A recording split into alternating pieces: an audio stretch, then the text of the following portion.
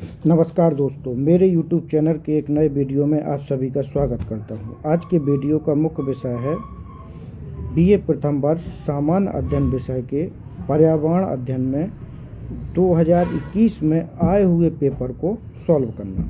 तो पर्यावरण अध्ययन के 2023 के पेपर को हम इसमें सॉल्व करेंगे। तो ज़्यादा समय न लेते हुए चलिए प्रारंभ करते हैं। तो पहला क्वेश्चन है, विश्व पर्यावरण दिवस मनाया जाता है तो किस दिन को मनाया जाता है? इसमें 4 ऑप्शन है, 25 जून, 5 जून, 5 जुलाई, 15 जुलाई। तो इसमें सही आंसर हो जाएगा आपका 5 जून। इसके बारे में और भी तथ्य जान लीजिए। इसकी स्थापना कब हुई थी विश्व पर्यावरण दिवस की?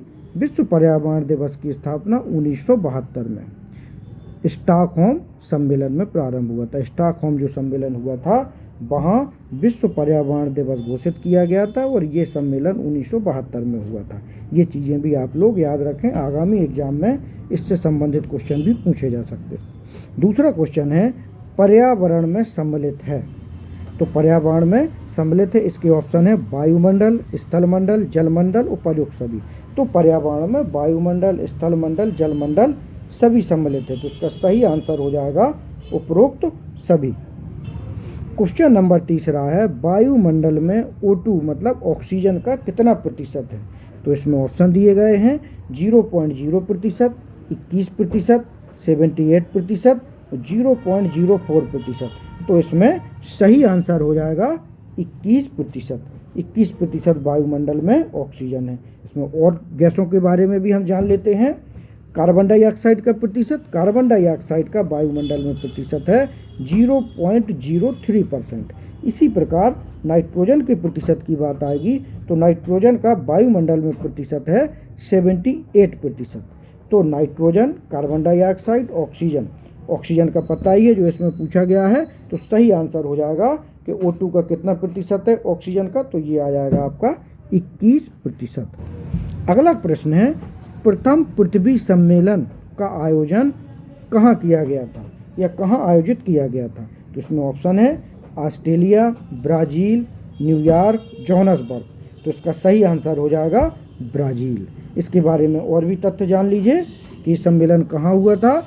ये सम्मेलन 3 से 14 जून 1992 को ब्राज़ील का शहर रियो डी जेनेरो, इसको याद रखें, हो सकता आगामी एग्जाम में जो आप देंगे इसमें ये पूछ लें कि प्रथम पृथ्वी सम्मेलन किस शहर में हुआ था। तो शहर का नाम रियो डी जेनेरो है। कब हुआ था? 3 से 14 जून 1992। ठीक है, और इसमें 100 से अधिक देशों ने भाग लिया था। तो इसका सही आंसर हो जाएगा ब्राज़ील। इसके बाद 5वां नंबर का क्वेश्चन है, भारत में सर्वाधिक नाभिकीय ऊर्जा संयंत्र की स्थापना की गई थी। मतलब भारत में सर्वप्रथम नाभिकीय ऊर्जा संयंत्र की स्थापना कहाँ की गई थी? इसके ऑप्शन देख लेते हैं। तारापुर मुंबई, नरोरा उत्तर प्रदेश, कुंडलकुलम तमिलनाडु और कैगा कर्नाटक। तो इसका सही आंसर है तारापुर मुंबई। इसके बारे में अन्य तथ्य भी जान लीजिए। तारापुर मुंबई में ये कब बना था? 1969 में अमेरिका की सहायता से सर्वप्रथम क्या नाभिकीय ऊर्जा संयंत्र की स्थापना की गई थी। तो हमें ये याद रखना है कि तारापुर की स्थापना 1969 में अमेरिका के सहयोग से की गई थी और ये महाराष्ट्र राज्य में आता है। अगला प्रश्न है, किस खनिज में भारत संपन्न देश है या भारत में प्रचुर मात्रा में कौन सा खनिज पाया जाता है? तो इसमें ऑप्शन है यूरेनियम, मैग्नाइट, थोरियम, इनमें से कोई नहीं। तो इसका सही आंसर हो जाएगा यूरेनियम। यूरेनियम में हम भारत संपन्न राष्ट्रों की श्रेणी में आता है। तो इसका सही आंसर हम यूरेनियम लगाएंगे। अगला प्रश्न है 7वें नंबर का, बायोगैस कौन सी गैस है? कौन सी गैस को बायोगैस माना जाता है? तो इसमें ऑप्शन है मीथेन गैस, ऑक्सीजन, धुआं वाष्प, ऊष्मायन गैस। तो इसका सही आंसर हो जाएगा मीथेन गैस।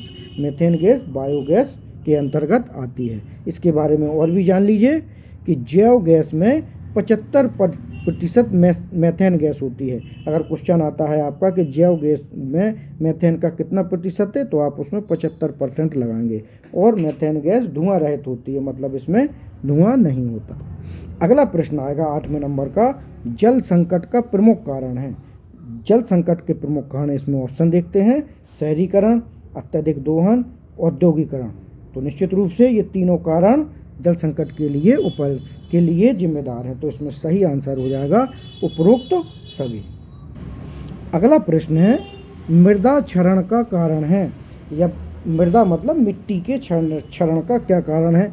तो पहला वर्षा का वेग, बिल्कुल सही। वनों का नाश, वायु का वेग, उपर्युक्त सभी। तो वर्षा के कारण भी मृदा का क्षरण होता है, वनों के नाश या वनों के नष्ट हो जाने से भी मृदा का क्षरण हो रहा है, और वायु के वेग के कारण भी मृदा का क्षरण हो रहा है। तो इस प्रकार से ये तीनों कारण सही हैं। तो इसका सही आंसर आ जाएगा उपरोक्त सभी। इसके बाद इस वीडियो का लास्ट क्वेश्चन है, क्वेश्चन नंबर 10वां, निम्न में से कौन नवीनीकरण प्राकृतिक संसाधन है। तो नवीनीकरण प्राकृतिक संसाधनों में भूमि, जल, वन, उपर्युक्त सभी। तो इस ऑप्शन के हिसाब से ये तीनों सही हैं।